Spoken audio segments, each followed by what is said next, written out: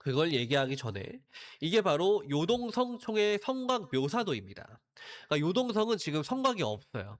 그다음 이 묘사도에 의지해서 볼 수밖에 없는데 이것만 해서 보더라도 여기 치가 발달해 있죠. 그리고 어금문이 있고요. 외성이 있고 내성이 있네요. 여기도 어금문이 있고. 이게 평지성이라고는 하지만 평지성이다 보니까 방어 시설물을 더 많이 설치해 놓은 거예요. 결코 만만한 성이 아니었던 거죠. 거기다가 바깥쪽에 요거 하나 있잖아요. 이게 뭘까요? 이게 뭐냐면 이 본성인 요동성을 지원 방어하기 위한 전초기지예요. 그러니까 이 성문을 공격하러 적군이 들어올 때 이 전초기지에서 측방을 치는 거죠. 그러니까 결코 만만한 성이 아니었던 겁니다. 거기다가 해자까지 이렇게 둘러져 있었던 당시 철옹성이었죠. 소양제가 100만 대군으로도 함락시키지 못했던 어, 아시아, 동아시아 최대의 철옹성이 바로 요동성이었습니다. 이 당태종 이세민이 이 거대한 성인 요동성을 함락시키기 위해서 본대를 진군시키고 있을 때 고구려군 4만 기가 출동했다는 걸 들었잖아요. 그래서 자기 또 집안 사람인 강화왕 이도정이 당군 기병 4천 기를 이끌고 이 고구려 복이 4만 명과 충돌을 합니다. 앞서 제가 말씀드렸죠. 기병 1기가 보병 10기에 필적한다고. 4천 기 정도면 어느 정도 시간을 끌 줄 알았나 봐요. 그런데 아무리 그렇다 하더라도 4만 대 4천이면 10배인데 될 리가 없죠. 그러다 보니까 맞붙자마자 행군 총관 장군예가 패주해 버립니다. 고구려군한테 그냥 쓸려 나가 버려요. 이렇게 붙자마자 뭐 버티지도 못하고 바로 쓸려 나가 버립니다. 그러니까 이걸 보고 지휘소에서 이걸 보고 있던 강하왕 이도정은 격분하는 거죠. 아니 지금 우리 황제폐하 지금 오고 계신데 장군의 이렇게 허무하게 무너질 수가 있는가? 당장 전열을 가다듬고 반격해! 라고 격분해서 노발대발 화를 내기 시작합니다. 폐주에 오니까. 나중에 저 장군예라는 장군은 참수됩니다. 고구려와 싸워서 처음으로 대패했다라고 해서 그 패전 책임을 지고 참수됩니다. 그리고 나서 굉장히 놀라운데 저 이도종이라는 황실 종친 장군이 굉장히 유능한 지휘관인 것 같아요. 폐주해 온 병력을 다시 규합을 시키고 수습을 합니다. 그리고 나서 고구려군은 관찰을 해요. 고구려군 4만 명이라고 해서 4만 명이 떼거지로 같이 다니는 게 아니죠. 선봉이 있을 거고 본대가 있을 거고 본대인 중군이 있을 거고 후군이 있을 겁니다. 그래서 이들 간의 간격을 관찰을 한 다음에 진영과 약점을 파악을 합니다. 그리고 나서 기습 공격을 가합니다. 고구려군의 진영이 아직 정비되지 않았을 때. 그러니까 이 교전에서 의외로 고구려군이 약 1,000명의 손실을 입고 퇴각해 버립니다.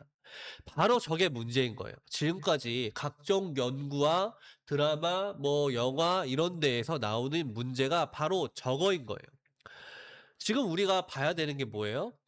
서전에서 이도종의 4천 기병을 고구려군의 보병, 기병 4만 대군이 격파시켜 버렸어요. 그쵸? 그러니까 패주한 패잔병을 수습을 해서 역습을 가해가지고 고구려군이 1,000명의 손실을 입고 퇴각한 거란 말이죠. 그럼 이게 패주인가요? 절대 아니란 거죠. 아니 4만 명에서 3만 9천이 남았는데 저건 기껏해야 3천이 채 안 될 텐데 저걸 가지고 3만 9천이 넘는 병력이 패주를 한다? 있을 수가 없는 일이죠. 그러니까 고구려군은 여기서 임무를 달성했다라고 여기고 질서 있게 퇴각을 한 겁니다. 전장 이탈을 한 거예요. 이걸 가지고서 당나라 측 사료만 보고 그 중국 측의 사료만 보고 왜 고구려군이 패주했다라고 논문이나 그런 데 써 있는지 도저히 저는 이해가 되지 않아요. 솔직히. 어.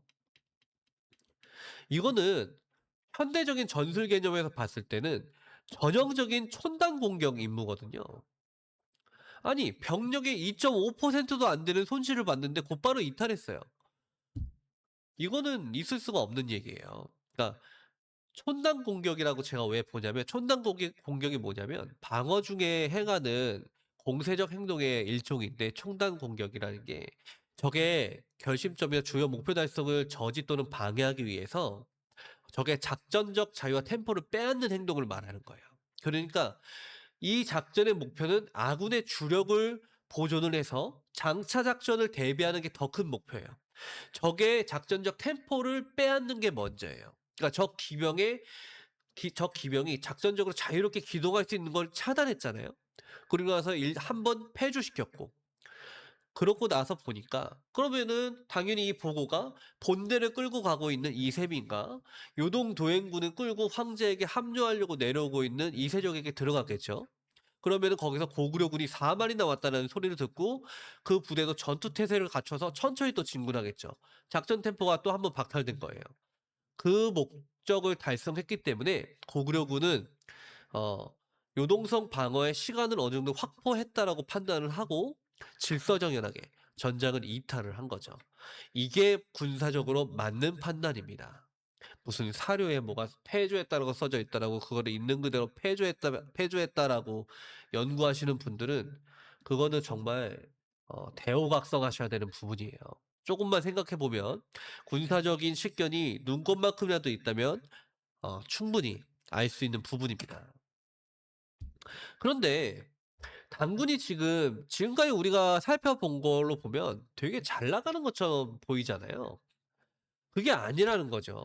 어 당군은 이세민은 분명히 행군 총관 강확입니다. 이름이 자가행본이에요.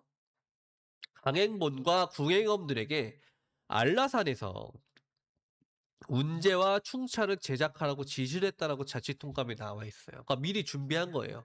고구려군의 저 엄청난 성곽 방어선을 돌파하기 위해서 준비를 했는데 문제는 앞서 저희가 슉슉슉슉 지나갔던 그 계모성 전투에서 이 공병 부대 최고 사령관인 강확이 고구려군의 세뇌를 맞고 전사해 버려요. 이렇게 이 사람이. 와 이거는 어마어마한 실패예요. 왜 이렇게 얘기하냐면 공병 같은 특수병과는 지금 현대에도 마찬가지예요. 보병보다 훨씬 귀해요. 기갑보다 중요합니다. 포병보다 더 중요해요. 전투 공병은. 왜? 적이 없으면 진격이 안 돼요. 전투 공병이 없으면 방어가 안 돼요. 방어선 구축 자체가 안 돼요. 전투 공병이 없으면 장애물지대를 돌파할 수가 없어요. 그게 옛날이라고 달랐을까요? 똑같았어요. 옛날에도 공병 장비를 만들고 전진 보장을 하기 위해서 도로와 교량을 건설하고 공병 장비를 운반 및 운용하고 이런데 숙달돼 있는 부대가 투입돼야 돼요. M9A8 갖다 놓고 방금 전까지 보병 소대에 있었던 애들한테 "야 이거 장비 줬으니까 운영해 가지고 지레지레 돌파해 봐." 할 수 있어요? 시동이나 걸 수 있을까? 못하죠. 이때도 똑같았던 거예요. 그런데 당군은 지금 벌써 요동 도행군이 3 번이나 되는 공성전을 겪었잖아요. 이 3 번이나 되는 공성전을 격렬하게 겪으면서 그때마다 공성 장비가 파괴됐겠죠. 또 그때마다 전진 보장대 역할을 하는 맹사라는 부대가 있었어요. 전투 공병이에요. 지금 말로 하면. 요 전투 공병들이 그때마다 해자를 메어야 되잖아요. 목책을 치워야 되고. 그럼 성 위에서 바라보고 있는 고구려군이 그걸 가만히 냅뒀을까요? 당연히 맵궁 쏘고 쇠뇌 쏘고 어마어마한 화력을 퍼부었겠죠. 제일 먼저 제일 많이 죽어나가는 부대가 바로 전투 공병이에요. 전투가 시작이 되면. 고대에도 마찬가지고 현대에도 마찬가지입니다. 그러다 보니까 이 공성전이 진행이 되면 진행이 될수록 장비와 병력, 공병 자산의 소모가 너무도 막심해지는 거죠. 근데 저게 하루아침에 충원되는 게 아니거든요. 드라마에서 보면 뭐 나무 갖다 주면 뚝딱뚝딱 하고 지들끼리 현장에서 다 만드는 것처럼 되잖아요. 아니에요. 저걸 어떻게 만들어요? 이거 딱 봐도 복잡해 보이잖아요. 딱 봐도. 운제 뭐 충차는 할 수 있겠다. 나무 깎아서 할 수 있으니까. 근데 포차나 이런 거 어떻게 만들어? 못 만들지 만들 줄 모르면. 지금도 똑같다는 얘기입니다. 그래서 공성 장비가 기병보다 사실 더 소중해요. 그런데 계속적으로 공성 전력이 지금 소모되고 있어요. 그렇다라고 성을 빨리빨리 함락시키고 있는 것도 아니에요. 저 세 개 중에 이제 계모성 함락시켰어요. 현도성은 아마 지금쯤 함락되어 가고 있을 겁니다. 그렇다 보니까 당군 입장에선 이게 어마무시한 위협으로 아직 본인들은 모릅니다. 본인들은 피부로 다가오지 못해요. "우린 정말 잘하고 있어. 밀고 나가면 돼." 아직까진 이러고 있는 형국입니다. 그런데 전투 피로도가 자기도 모르는 사이에 점점 게이지가 이렇게 누적돼 가고 있는 거죠. 요동성이라고 달랐을까요? 아까 성곽 요도 보셨잖아요. 어마무시한 이 방어 체계. 거기에다가 당시에 동아시아에서 제일 큰 해자를 보유했던 어마무시하죠. 당태종의 본대가 도착을 해서 제일 먼저 해야 되는 게 뭡니까? 당연히 해자를 메워야죠. 그러면 뭘 해야 돼요? 맹사부대가 또 투입이 돼야죠. 이렇게. 이거 너무도 쉬운 먹잇감이죠. 성곽 위에서 그래서 화살을 쏘는 거예요. 세뇌를 쏘고 맥국을 쏘고. 저 해자를 메우는 동안 좀 깊겠어요? 거기 있는 물 빼내야죠. 돌 갖다 부어야죠. 흙 부어야죠. 나무 깔아야죠. 공성장비 충차 그 앞까지 가려면은 또 집안 다져야죠. 어마무시하게 들어가는 거예요, 병력이. 그러다 보니까 맹사부대 포함해서 이 돌을 나눌 수 있는 보병까지도 어마무시하게 소모가 되는 겁니다. 아직 성벽은 올라갈 엄두조차 내지 못하고 있는 상황이에요. 이거를 적나라하게 가리키는 사료적 증거가 있습니다. 이거죠. 황제 폐하께서 직접 손수 돌을 나누셨다. 흙짐을 나누셨다. 와, 이걸 보면 정말 당태종 이세민이 불세출의 영웅이구나 라는 생각을 할 수도 있겠지만 저게 말이나 되는 상황입니까? 황제가 돌을 직접 나르는 게? 작전이 제대로 진행되고 있었으면 저럴 리가 없죠. 전투가 너무 힘드니까 이세민 같은 뛰어난 지휘관들은 직감적으로 안 거예요. 지금까지 뭐 저 시대에 뭐 전장 리더십 같은 과목이 있었던 것도 아니고 뭐 임무형 지휘 같은 거 배웠을 리도 없으니까 그냥 직감으로 안 겁니다. 이렇게 위험하고 힘든 전투 과정에는 지휘관이 선두에서 장병들을 독려해야 된다. 진두지휘를 해야 된다는 걸 이 뛰어난 당시에 가장 뛰어난 지휘관 중 하나였던 이세민이는 본능적으로 안 거죠. 그래서 흙짐을 황제가 스스로 지고 나른 거예요. 저거를 쏴서 맞췄으면 참 좋았을 텐데. 저거를 못 맞춘 것 같아요. 요동성 병력들이. 왜냐면은 메우고 있는 병력 쏴야죠. 뒤에서 요동성으로 활로 공격하고 있는 당나라 궁병 상대해야죠. 그러다 보니까 황제가 저러고 있는 거는 어, 못 맞춘 것 같습니다.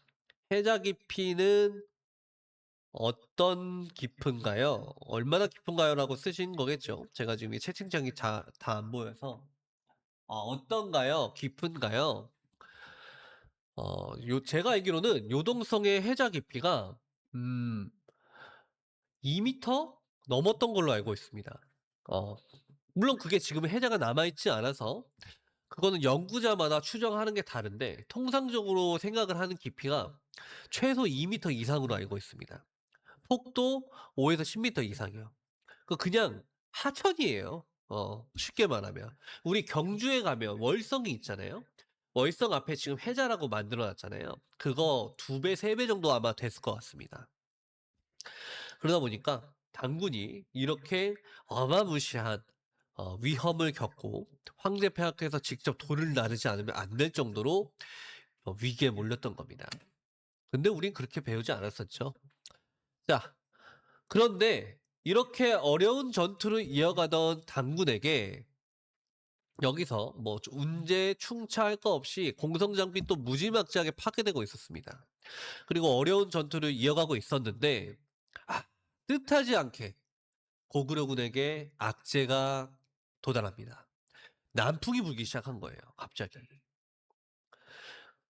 뛰어난 지휘관이었던 당태종 이세민은 이 기회를 놓치지 않고 공성탑 위에서 불화살을 날립니다. 그래서 요동성 안을 보시는 것처럼 불바다로 만듭니다. 그런데 또 하필이면 이 불었던 남풍이 강풍이 불었나 봐요. 그래서 불길이 번지면서 요동성 전체가 불바다가 돼버립니다. 그러다 보니까 누구는 불 꺼야죠. 누구는 밀고 오는 당군과 전투해야죠.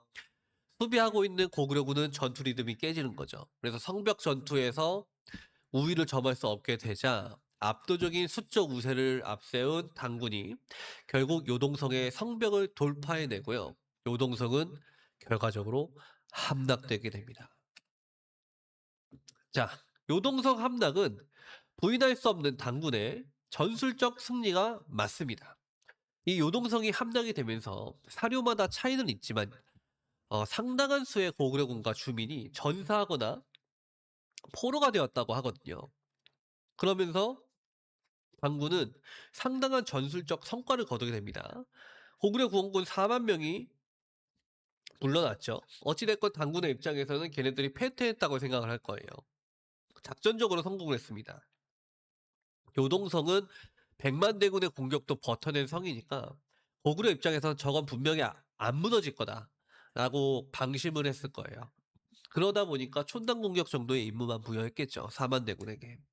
그런데 뜻하지 않게 화공에 의해서 요동성이 함락돼 버리니까 고구려군 입장에서는 요동 방어선 전체를 연결하는 전략교통망과 함께 무려 50만 석이나 되는 식량이 날아가 버린 겁니다. 공중으로. 이거는 적진 깊숙한 곳에서 작전을 이어가야 되는 당군에게는 어마무시한 성과죠. 전술적으로는. 그런데 작전적 차원에서 한번 돌이켜 볼까요? 이 요동성을 공략하는데 적지 않은 시간을 소모해 버렸거든요. 그러니까 요동성 공략에 아무리 길게 잡아도 3-4일 안에 함락시켰어야 됐어요. 당시 당군의 전체적인 규모로 보면. 근데 그게 아니었단 말이죠. 전투 피해도 계속 누적됐습니다. 여기 요동성까지 오는 동안. 전문적인 공성 능력도 계속 소모가 되고 있어요. 그리고 지금 현도성 이때쯤 아마 함락이 된 것 같습니다. 현도성, 계모성, 요동성을 함락시켰잖아요. 이 세 곳을 잇는 병참선을 또 확보를 해야죠. 그럼 그 병참선에 병력을 또 배치해야 될 거예요. 기병이나 보병을. 그 점령한 성에도 방어부대를 주둔시켜야죠. 그러다 보니까 당군의 병력은 계속 쪼개져서 줄어드는 겁니다. 그리고 회원진에서부터 요하, 요동성 간에 신장된 병참선을 또 방어해야죠. 이 병참선 전체를 순찰을 하고 방어하는 후방 지역 작전을 위한 부대가 또 별도로 필요한 겁니다. 그러니까 당군 병력이 전투 병력 60만 이상의 보급 부대까지 224만이 있다라고 하더라도 그 중에서 이제 실제 전투에 투입할 수 있는 병력은 점점점 줄어들고 있는 거예요. 그게 공자의 어떻게 보면은 불리한 점이죠. 공자는 전술적 이점을 획득하기 위해서 전장 주도권을 확보할 수 있는데 반대로 돌파가 적진 깊숙이 이루어지면 이루어질수록 본대를 지키기 위해서 소모해야 되는 자원들이 기하급수적으로 늘어나게 되어 있습니다. 그거를 가리켜서 내선의 이점이라고 하거든요. 방어부대가 그것보다 우세한 걸 가리켜서. 어찌됐건 이렇게 되다 보니까 요동성 전투는 전술적으로는 당군의 명백한 승리입니다. 그런데 전략적으로는 그 승리의 대가가 너무 컸다라고 결론 지을 수 있습니다. 자, 그걸 가리키는 게 바로 이 표죠. 어, 앞서 말씀드린 것처럼 당군에 대한 평가는 앞서 말씀드린 바와 같고요. 그러면 고구려군의 입장에서 한번 살펴볼까요? 고구려군은 패배했습니다. 요동성 함락됐으니까 패배한 거죠. 핵심 거점을 상실했어요. 다수의 병력과 주민을 상실했습니다. 군량도 그렇고요.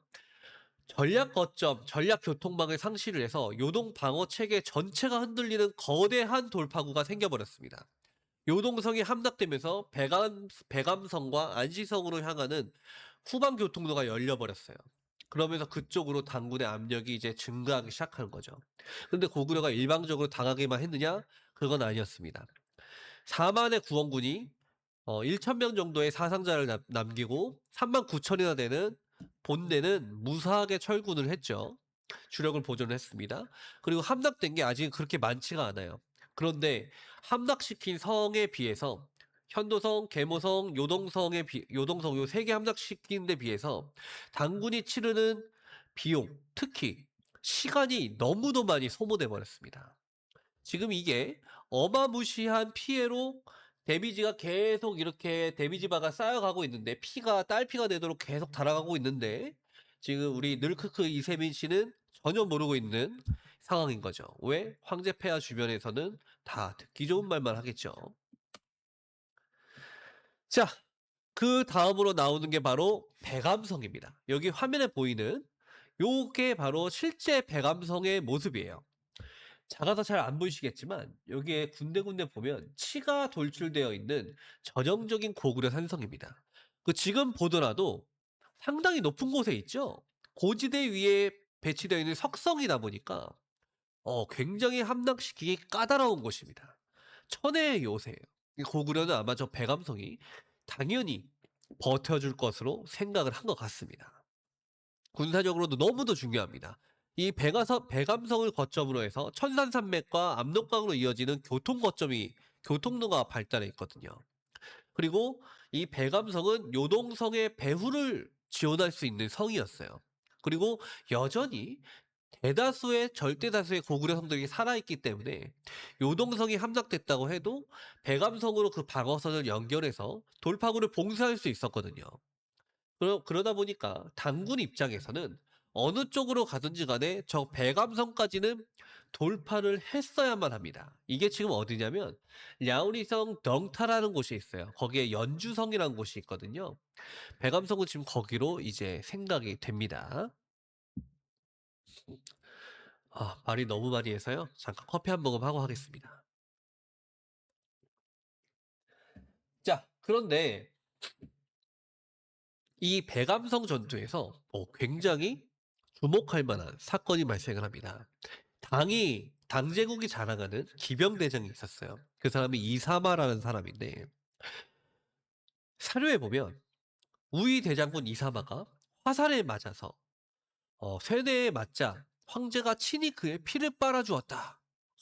막 이 글만 보면 어마무시한 성군으로 보이잖아요. 부하가 다쳐서 그 고름을 직접 입으로 빨아준 황제 폐하. 이거는 성군의 표상이죠. 그런데 입으로 빨았으면 감염되지 않았을까요? 이사마 저 사람 부상이 깊어져서 죽거든요. 근데 확실한 건 이세민이가 빨아주기 전까지는 안 죽었어요. 어. 그래서 이세민이가 양치를 안 하고 빨아주지 않았을까? 그래서 상처 부위에 세균이 감염이 돼서 하필이면은 가슴팍이어서 심장부로 세균이 전이가 돼서 어 세균성 감염으로 죽지 않았을까? 물론 현대적인 관점이니까 그렇게 생각할 수 있는데 당시 사람들은 황제식이나 되시는 분이 부하장수의 피를 빨아준 걸 굉장히 감동적으로 봤나 봐요. 그래서 사료를 저렇게 썼겠죠. 그런데 실상은 제대로 양치를 했을 리가 없죠, 야전에서. 그런 사람이 입으로 상처 부위를 빠니 감염이 안 될래야 안 될 수가 없겠죠. 음. 근데 이게 중요한 게 아니라 저 사람이 세뇌에 왜 맞았냐는 거예요. 고구려군이 어 백암성 서문 약 60보 거리까지 이사마 장군이 접근을 했거든요. 그러니까 강로 10여 발을 집중 사격했다라고 사료에는 되어 있습니다. 이게 뭡니까? 세뇌의 사거리를 미리 판단을 해 놓고 60보라는 게 나와 있잖아요. 그죠? 이 60보가 아마 세뇌의 유효 사거리였던 것 같아요. 고구려군 세뇌. 그러니까 어 킬박스죠. 현대적인 개념으로 말하면 킬박스. 집중 사격 구역을 설정을 해 놓고 거기에 적의 주요 지휘관이 진입을 하니까 집중 사격을 한 겁니다. 세뇌는 또 이렇게 조준 사격을 하는 장비죠. 그러다 보니까 조준 사격 10발이 날라와 가지고 그대로 명중을 한 거예요. 어 이거는 저격이죠. 현대적인 개념에서 보면 이건 분명히 저격입니다. 고구려군이 세뇌라는 장비의 특성을 이용해서 저격 전술까지 쓰는 부대였다.